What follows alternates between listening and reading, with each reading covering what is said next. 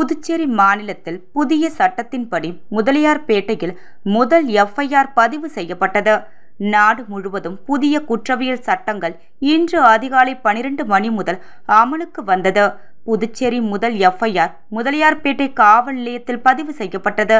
ஜாதி சான்றிதழ் வழங்கக் கோரி புதுச்சேரி தாலுகா அலுவலகத்தை முற்றுகையிட்டு மறியல் செய்த 52 பேரை முதலியார்பேட்டை போலீசார் பாரதிய நாக்ரிக் சுரக்ஷா சன்ஹிதா 170 பிரிவின் கீழ் முன்னெச்சரிக்கை நடவடிக்கையாக கைது செய்து காவல் நிலைய ஜாமீனில் விடுவித்தனர்.